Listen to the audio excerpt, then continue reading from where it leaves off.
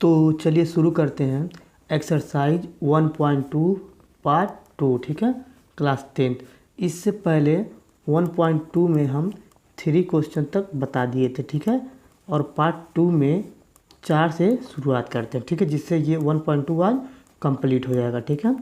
और 1.1 को देखने के लिए हमारे वीडियो को देख लीजिए अच्छे से, ठीक है। तो चलिए प्रश्न नंबर 4 को हल करते हैं, ठीक है। दिया है HCF बराबर 306, 657 बराबर 9 दिया है, ठीक है, और LCM इसमें ज्ञात करना है, ठीक है। तो लिख देते हैं पहले दिया है, ठीक है, दिया है HCF, ठीक है, बराबर 9 दिया। अब इसके बाद क्या करते हैं, लिखते हैं। अब हम जानते हैं कि सूत्र होता है इसका। अब चलिए उसको लिखते हैं हम लोग ध्यान से।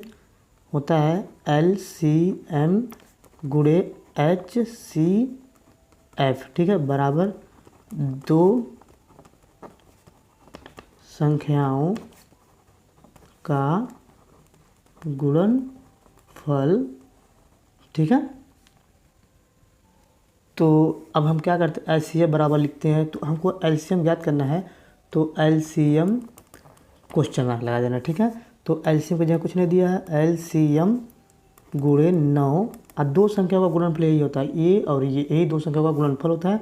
तो इन दोनों को हम गुणा कर देंगे, 306 गुणे 657, ठीक है, ठीक है, गुणे में लिख लिए। अब क्या करते हैं, ये जो 9 है ना, 9 से इसमें भाग कर दे रहे हैं, तो LCM बराबर 306 गुणे 657 बटा 9, ठीक है। तो भाग करने के बाद हम लोग का आंसर आ जाता है, लिखते हैं LCM बराबर, ठीक है। अब हम भाग करते हैं, 9 से भाग करेंगे, ठीक है। तो 9 त्रिक का 27, 3 जाएगा यहाँ पे, तो 9 चौका 36, फिर 24 गुणे आपका ये 657 बच जाएगा, ठीक है। तो अब चलिए आगे चलते हैं। तो LCM बराबर 24 और 657 का गुणा करेंगे तो आएगा 22, 33 और 8, यही गुणा करके देख लीजिएगा आप लोग, इतना ही आएगा, ठीक है। तो हम लोग का LCM निकाल रहे हैं, तो LCM निकल गया, ठीक है। तो ये क्वेश्चन ये ऐसे चौथा नंबर हो गया, ठीक है। तो चलिए अगला क्वेश्चन करते हैं। तो चलिए अब 5वां नंबर प्रश्न करते हैं, ठीक है। जांच कीजिए कि क्या किसी प्राकृतिक संख्या n, ठीक है, यहाँ पे n है, के लिए संख्या 6 पे पावर n अंक 0 पर समाप्त हो सकती है। तो हमें जांच करना है, ठीक है। तो चलिए हल करते हैं। पहले लिखते हैं हल में। अब इसका कुछ थोड़ा हिंदी है, हिंदी लिख देते हैं। लिखेंगे कोई संख्या 0 पर तभी समाप्त होगा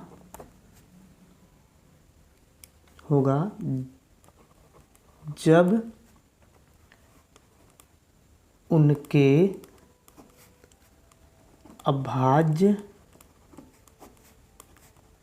गुणनखंडों में 2 और 5 है तो, परंतु,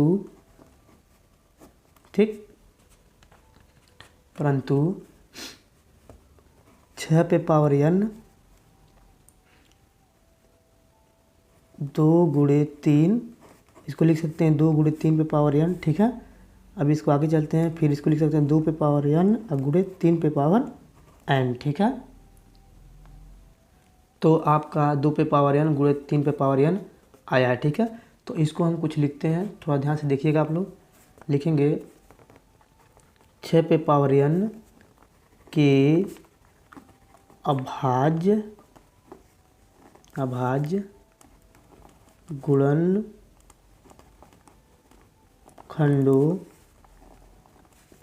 में 5 नहीं है, अतः n का कोई भी ऐसा मान नहीं है जिससे वह शून्य पर समाप्त होगा। ठीक है, तो ये आपका आंसर हो गया। तो चलिए इसमें कुछ थोड़ा सा समझा देते हैं। ये आपका आंसर हो गया। यहीं पे थोड़ा समझाते हैं। देखिए, कोई भी संख्या जब कोई अभाज्य गुणनखंड करते हैं, अगर 2 और 5 उसमें आता है, बस 2 और 5, तो समझ लीजिए वो 0 पर समाप्त हो सकता है। ठीक है, समाप्त हो सकता है। ठीक है, इतना समझ में आ रहा है। मगर 2 और 5 के अलावा, जैसे मान लीजिए 2 गुणे 3 है। ठीक है, ये अगर 5 नहीं है उसमें और 3 आ जा रहा है, 2 के अलावा 5 के अलावा 3 आ जा रहा है, तो 0 पर समाप्त नहीं होगा। ठीक है, समाप्त नहीं होगा। ठीक है, अगर मान लीजिए फिर जैसे मान लीजिए 5 दिया, ठीक है, और उसमें कोई और संख्या दिया, 2 नहीं दिया है, मान लीजिए 7 दिया है, तभी भी समाप्त नहीं होगा। ठीक है, ये समाप्त नहीं होगा। तो आशा करता हूँ आप लोगों को समझ में आया होगा ये वीडियो। तो चलिए अगला प्रश्न करते हैं। तो चलिए प्रश्न नंबर 6 करते हैं। ठीक है, लिखा है, व्याख्या कीजिए कि 7 गुणे 11 गुणे 13 गुणे प्लस 13 और 7 गुणे 6 गुणे 5 गुणे 4 गुणे 3 गुणे 2 गुणे प्लस 1 है। ठीक है, तो भाज्य संख्या क्यों है। ठीक है, तो चलिए इसको हल करते हैं। तो पहले हम इसको लेते हैं, ध्यान से देखिएगा, पहले हल लिखते हैं इसको लेकर हल। ठीक है, लिखेंगे 7 गुणे 11 गुणे 13 गुणे प्लस 13। अभी इसमें कौन संख्या की जो दोनों में है, यानी 13 13 मिल रहा है, तो 13 13 बाहर ले लेंगे, तो बचेगा आपका 7 गुणे 11 प्लस 1 बचेगा। ठीक है, फिर ये 13 बच जाएगा, फिर इसको क्या करेंगे, जोड़ लेंगे, कितना आ गया 11 77 प्लस 1। ठीक है, 13 गुणे 78 हो गया ये। ठीक है, तो आपका ये हो गया। तो चलिए इसको थोड़ा सा कुछ बताते हैं, लिखेंगे इसको, इसके 2 से अधिक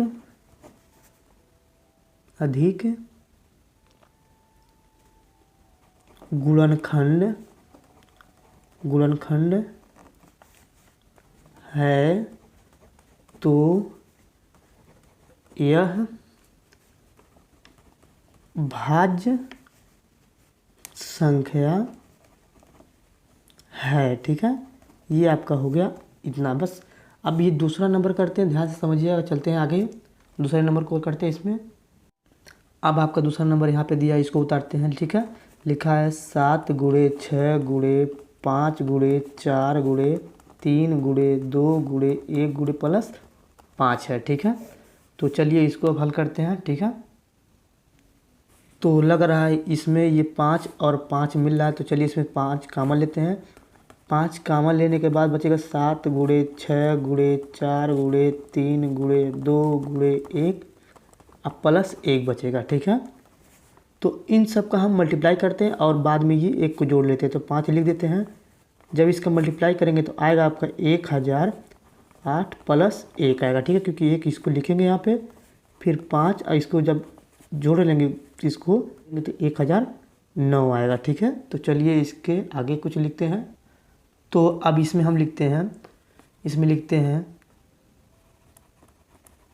इसके 2 से अधिक गुणनखंड है। ठीक है, तो यह भाज्य संख्या है। ठीक है, तो चलिए अगला प्रश्न करते हैं। तो आपका 7वां नंबर प्रश्न दिया है यहाँ पे, किसी खेल के मैदान के चारों ओर एक वृत्ताकार पथ है। ठीक है, तो एक खेल का मैदान है जिसके चारों ओर एक वृत्ताकार पथ है। इस मैदान का एक चक्कर लगाने में सोनिया को 18 मिनट लगते हैं, जबकि इस मैदान का एक चक्कर लगाने पर में रवि को 12 मिनट लगते हैं। ठीक है, तो कह रहा मान लीजिए कि वे दोनों एक ही स्थान और एक ही समय पर चलना प्रारंभ करके एक ही दिशा में चलते हैं, कितने समय बाद वे पुनः प्रारंभिक स्थान पर मिलेंगे।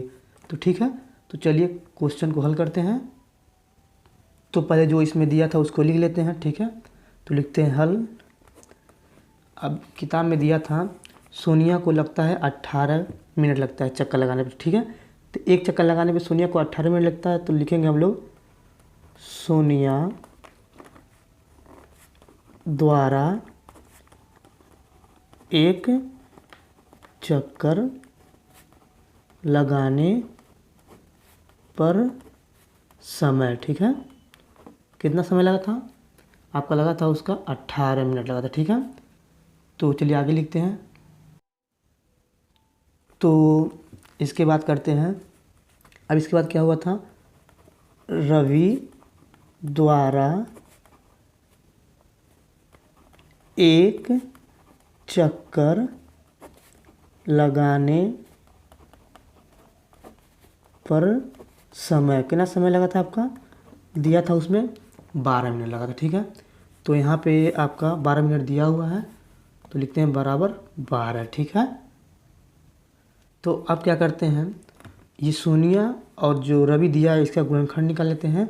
अब भाज्य गुणनखंड निकाल लेते हैं। ठीक है, तो पहले सोनिया का जो है उसको काटेंगे, तो 2 9 18, 3 3 9, फिर 3 कम 3, ये हो गया।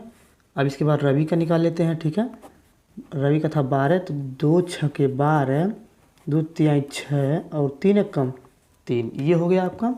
तो इसका अब भाज्य गुणनखंड निकालते हैं। तो 18 पहले जो आया था उसको लिख लेते हैं, तो लिखेंगे 2 गुणे 3 गुणे 3। ठीक है, फिर जो 12 था उसका लिखेंगे, 12 रवि का था, तो कितना है तो आपका 2 गुणे 2 गुणे 3 है। ठीक है, तो इसका निकालेंगे लसा, क्या निकालेंगे?